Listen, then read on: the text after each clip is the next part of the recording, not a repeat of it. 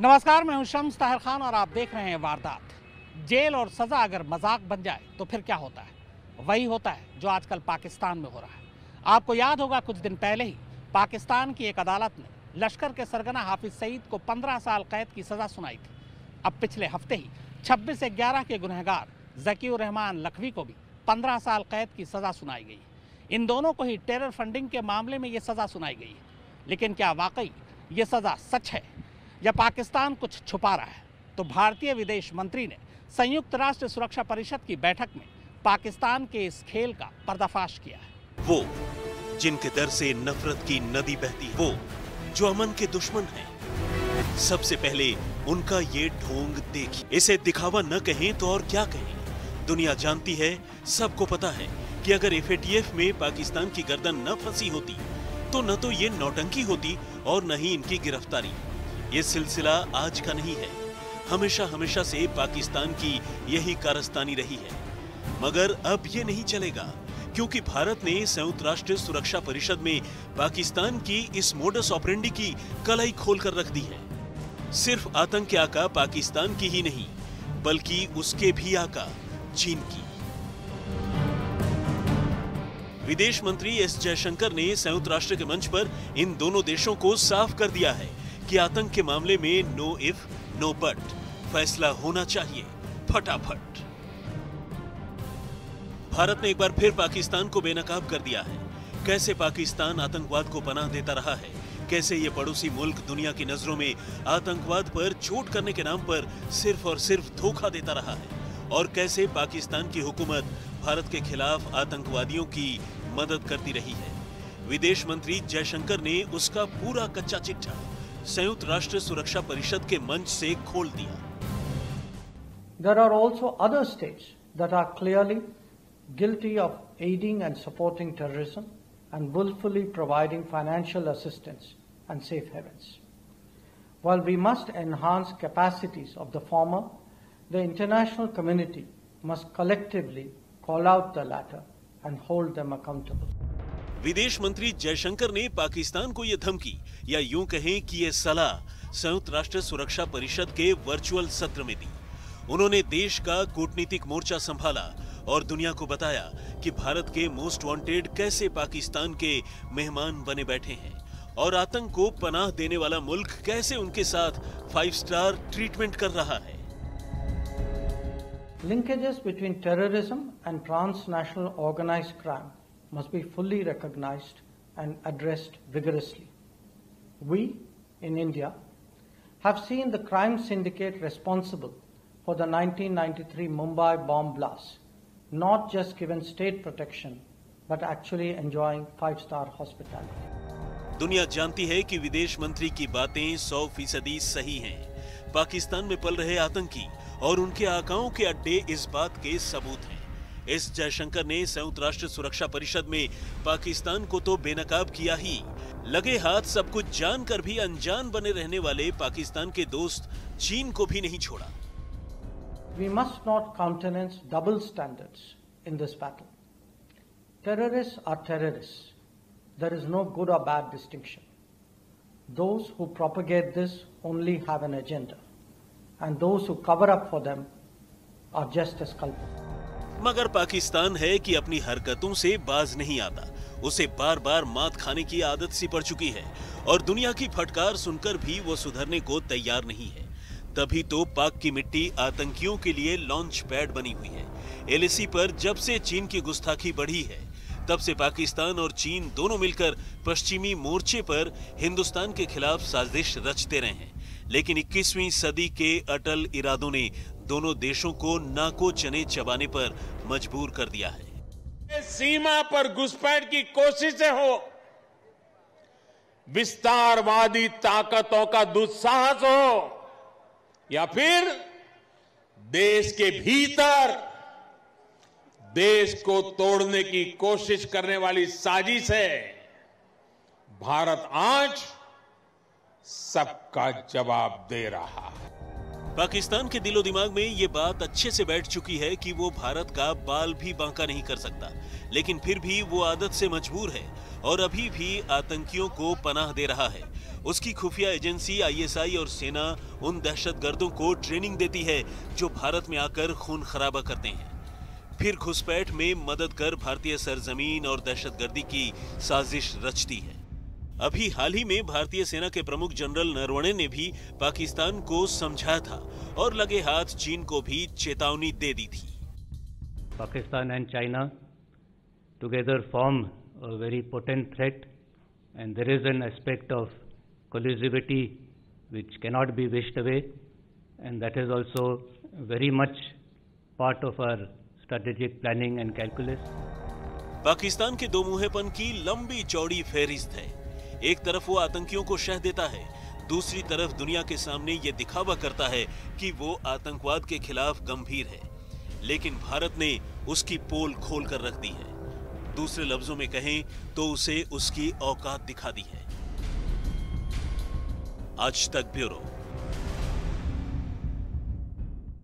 भारत की फटकार से पहले अमेरिका ने भी पाकिस्तानी सरकार को फटकार लगाई और ये फटकार ज़कीउर रहमान लखवी को लेकर है। अमेरिका ने पाकिस्तान से पूछा है कि उसे टेरर फंडिंग के मामले में तो सजा दी गई, लेकिन 26 से 11 का जो इल्जाम उसके सर पर है, उसको लेकर पाकिस्तानी सरकार या पाकिस्तानी कानून ने क्या किया?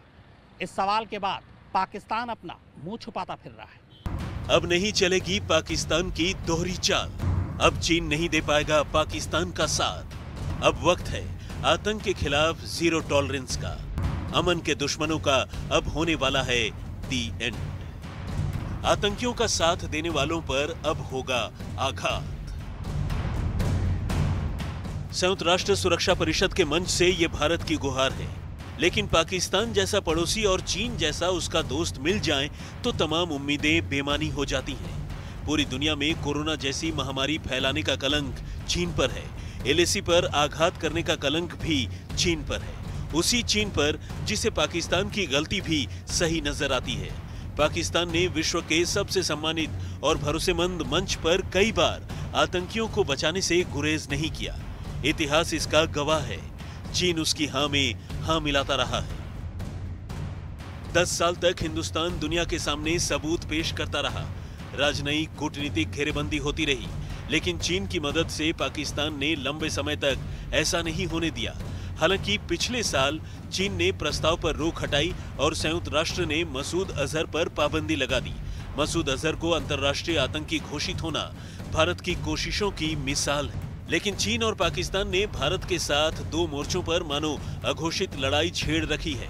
इसी के खिलाफ विदेश मंत्री ने संयुक्त राष्ट्र सुरक्षा परिषद के सामने दोनों देशों की नापाक दोस्ती से नकाब हटा दिया। We must not countenance double standards in this battle. Terrorists are terrorists. There is no good or bad distinction.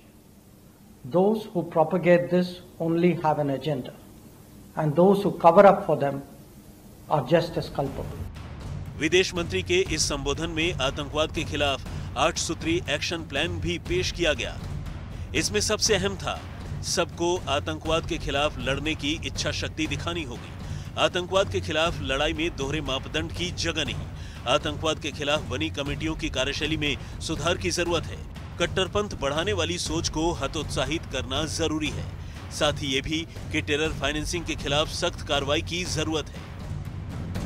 Pakistan को पता है कि भारत के इस एक्शन प्लान पर अमल हुआ तो उसकी रही सही इज्जत भी मटियामेट हो जाएगी।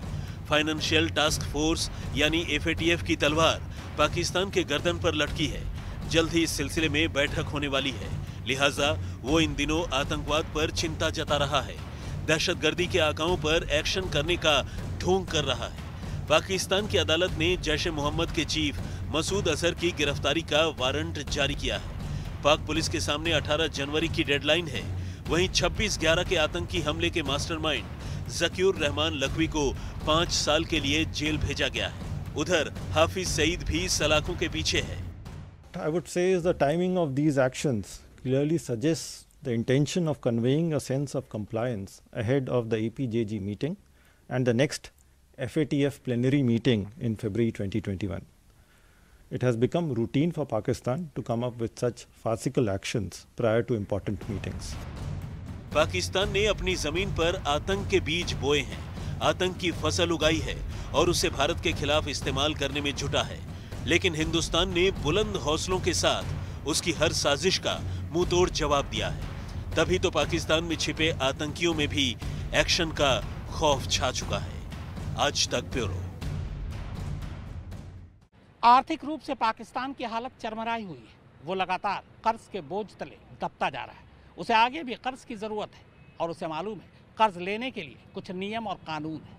हाफिज सईद और लखवी की ये सजा उसी नजरिए से देखा जा रहा है, क्योंकि पाकिस्तान अगर आतंकवाद के खिलाफ लगाम नहीं कसता और इसका मैसेज दुनिया को नहीं जाता तो फिर कर्ज लेने में परेशानी आएगी। महंगाई से त्रस्त पाकिस्तान की आवाम, लेकिन वजीर आजम इमरान बेफिक्र है। कर्ज के दलदल में डूब जाए मुल्क, हुक्मरानों को क्या फर्क पड़ता है। भ्रष्टाचार के खिलाफ विपक्ष बिगुल बजा रहा है, लेकिन इमरान को कोई टेंशन नहीं। पाकिस्तान में अल्पसंख्यकों पर हमले होते हैं तो होने दो, पीएम इमरान को क्या फर्क पड़ता है। पाकिस्तान की हुक्मरान को तो अपने मुल्क की अंदरूनी संकट से ज्यादा भारत के खिलाफ साजिश रचने और उसे अमल में लाने पर जोर रहा है। साजिशों को अंजाम देने वाले चेहरे पाकिस्तान के लाडले हैं। वो चाहे लाख जहरीली बोल उगल लें, पाकिस्तान में जितनी भी सरकारें आई हैं, सबने उनकी पीठ थपथपाई है। जरूरत पड़ी तो जमीन दी, रहने का ठौर ठिकाना दिया, उनके लिए सुरक्षा घेरा तैयार किया, उन्हें ट्रेनिंग दी। जिस ज़कीउर रहमान लखवी को टेरर फाइनेंसिंग के केस में 15 साल के लिए पाकिस्तान में जेल भेजा गया है, वो 26/11 के मुंबई हमलों का मास्टरमाइंड है। हिंदुस्तान सबूतों का पुलिंदा पाकिस्तान को कई बार थमा चुका है, लेकिन उसे गुनहगार ठहराने में पाकिस्तान की जुबान सिल जाती है। अमेरिका पूछ रहा है कि इस्लामाबाद लखवी पर खामोश क्यों है, मुंबई हमले को लेकर उस पर कार्रवाई क्यों नहीं हुई। सिर्फ लखवी ही क्यों, उन आतंकियों और दहशतगर्दों की फहरिस्त लंबी है जिन पर पाक की मेहरबानी है।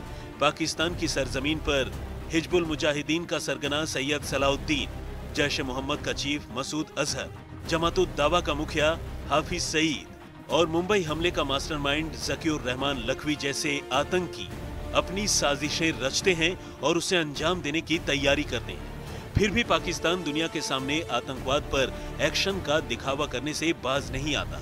भारी सुरक्षा इंतजामों के बीच पाकिस्तान में सिर छुपाने वाला मुंबई बम ब्लास्ट का गुनहगार दाऊद इब्राहिम भी उनमें से एक है। ये पाकिस्तान ही है जिसकी जमीन पर वर्ल्ड ट्रेड सेंटर जैसे आतंकी हमले करने वाला ओसामा बिन लादेन छिपा हुआ था, जिसे अमेरिकी नेवी सील कमांडोज ने मार गिराया। 2016 के सर्जिकल स्ट्राइक और 2019 के बालाकोट एयर स्ट्राइक के जरिए भी हिंदुस्तान पाकिस्तान की जमीन पर पल रहे आतंकियों की कब्र खोद चुका है, जिसका खौफ पाकिस्तानी हुक्मरानों पर अब तक मंडरा रहा है। ऐसे में पाकिस्तान चाहे जितना भी आतंकी का खेल खेले, वो खुद पर छाए संकट को टाल नहीं सकता। भारत उसे बेनकाब करता रहेगा और वो दुनिया में बेइज्जत होता रहेगा। आज तक ब्यूरो। अगले महीने फाइनेंशियल एक्शन टास्क फोर्स यानी FATF की बैठक होने वाली है।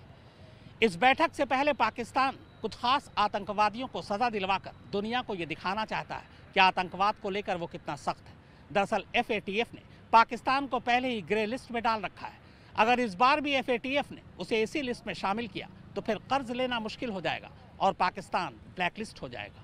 अपने आप को अपने बचाना है। एक बंदा जो है ना वो हमेशा कर रहा है, तो जो जहाँ पे आपको मूवमेंट नजर आती है, बंदा जो छत पे चल रहा है, जो आ रहा है जा रहा है, उसको फायर ठोको। उसे नहीं पता यहाँ पे क्या हो रहा है। ये ऑडियो याद है आपको? ये इंटरनेशनल आतंकी ज़कीउर रहमान लखवी की आवाज है। वो मुंबई पर हमला करने वाले आतंकियों को बता रहा है कि मुंबई में कैसे हमला करना है, पकड़े जाने पर क्या करना है और कैसे आतंक का खेल खेलना है। 26/11 के आतंकी हमले के इसी मास्टरमाइंड लश्कर ए तैयबा के कमांडर ज़कीउर रहमान लखवी को पाकिस्तान की एक अदालत ने 15 साल कैद की सजा सुनाई है। सुना आपने, 15 साल की कैद। उस लखवी को जो पाकिस्तान के हुक्मरानों का प्यारा है, उस लखवी को जो 26/11 का गुनहगार है, उस लखवी को जो मुंबई हमले का मास्टरमाइंड है, उस लखवी को जिसके हाथ हजारों बेगुनाह के खून से सने हैं, उसी लखवी को 15 साल की कैद की सजा सुनाई गई है। लखवी को सजा सुनाने का ड्रामा दुनिया को हजम नहीं हुआ। इमरान सरकार की एक बार फिर किरकिरी हुई और इस बार अमेरिका ने दो टूक कहा कि पाकिस्तान ये ड्रामा बंद कर दे। टेरर फंडिंग के नाम पर सुनाई गई सजा में मुंबई हमलों के दोषी होने की बात अमेरिका ने की है।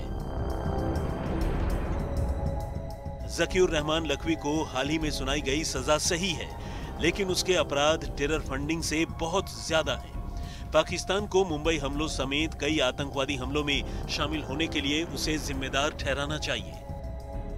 लखवी पर सुनवाई से पहले ही अमेरिका ने कहा था कि वो इस पूरे मामले पर नजर बनाए हुए है और पाकिस्तान मुंबई हमलों को लेकर लखवी को दोषी ठहराए, लेकिन पाकिस्तान अपनी हरकत से बाज नहीं आया, जिसे लेकर अमेरिका ने पाकिस्तान को लताड़ लगाई है।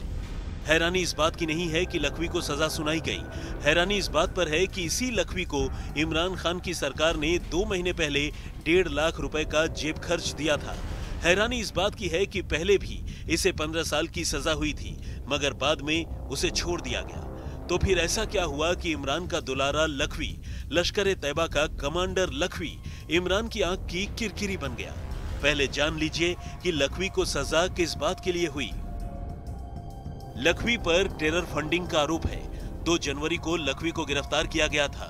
लाहौर के एंटी टेररिज्म कोर्ट ने 15 साल की सजा सुनाई है, लेकिन लखवी को सजा के पीछे पाकिस्तान के नापाक प्लान को समझना बहुत जरूरी है।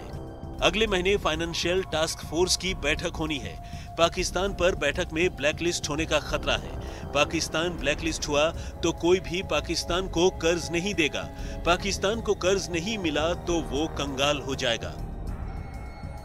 पाकिस्तान लंबे वक्त से FATF की ग्रे लिस्ट में है। पिछली मीटिंग नवंबर में हुई थी, तब पाकिस्तान की सरकार ने जो रिपोर्ट पेश की थी उससे FATF संतुष्ट नहीं था। जाहिर सी बात है, पाकिस्तान पैंतरेबाजी कर रहा है।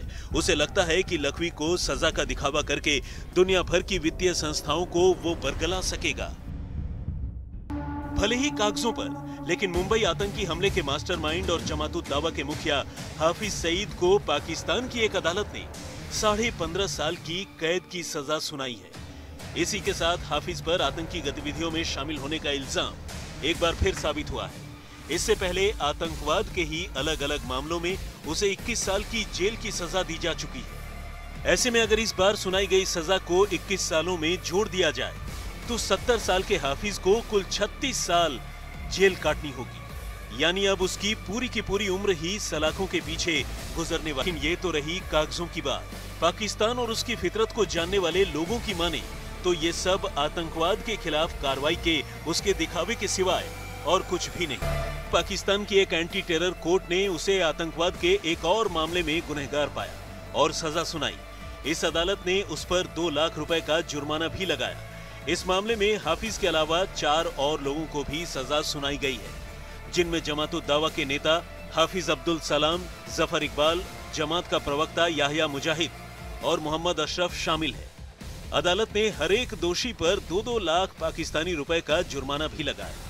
वहीं अदालत ने इस मामले में सईद के करीबी रिश्तेदार अब्दुल रहमान मक्की को 6 महीने की सजा सुनाई है और उस पर भी 2 लाख रुपए का जुर्माना लगाया। इस सजा के साथ ही कायदे से हाफिज सईद की कुल सजा 36 बरस की हो गई है। और अगर पाकिस्तान में सब कुछ कानून के मुताबिक हुआ तो ये तय मानिए कि 70 साल के हाफिज की अब जेल से बाहर लाश ही आई। मगर पाकिस्तान अपने आका को जेल में कैसे बंद कर सकता है? ये सवाल आपके मन में भी हो सकता है, वो भी एक ऐसे इंसान को जिसने भारत में अशांति फैलाने में पाकिस्तान की हर मुमकिन मदद की। तो आपकी जानकारी के लिए बता दें कि ये सब तो दरअसल आतंकवाद संबंधी गतिविधियों पर नजर रखने वाली वित्तीय संस्था FATF की कार्रवाई से बचने का पाकिस्तानी पैंतरा है। क्योंकि कई आतंकी गतिविधियों में शामिल होने की वजह से FATF ने फरवरी 2021 तक पाकिस्तान को ग्रे सूची में ही रखने का फैसला किया है और पाकिस्तान अपनी आर्थिक स्थिति सुधारने के लिए इससे बाहर निकलने को छटपटा रहा है। रही बात हाफिज की, तो वो इससे पहले से ही 21 साल की जेल की सजा मजे से काट रहा है। मजा इसलिए क्योंकि इस अंतर्राष्ट्रीय आतंकी को पाकिस्तान के कोट लखपत जेल में VIP प्रोटोकॉल दिया जा रहा है। आपकी जानकारी के लिए बता दें कि हाफिज सईद को हम अंतर्राष्ट्रीय आतंकी कह रहे हैं क्योंकि सईद को संयुक्त राष्ट्र ने मोस्ट वांटेड टेररिस्ट की लिस्ट में शामिल कर रखा है। इतना ही नहीं, अमेरिका ने इस आतंकी पर $10 मिलियन का इनाम भी घोषित कर रखा। हाफिज सईद को पिछले साल 17 जुलाई को टेरर फंडिंग के मामले में गिरफ्तार किया गया था और इस साल फरवरी और नवंबर में आतंकवाद निरोधी अदालत ने 2 टेरर फंडिंग के मामलों में उसे 11 साल और 10 साल की जेल की सजा सुनाई थी। आज तक ब्यूरो। तो वारदात में फिलहाल इतना ही, मगर आज तक पर खबरों का सिलसिला लगातार जारी है। नमस्कार, मैं हूं अंजना ओम कश्यप। हमें उम्मीद है ये वीडियो आपको पसंद आया होगा। लेटेस्ट खबरों के लिए यूं ही देखते रहिए आज तक, और इस वीडियो के पसंद आने पर लाइक, शेयर एंड सब्सक्राइब करना ना भूलें।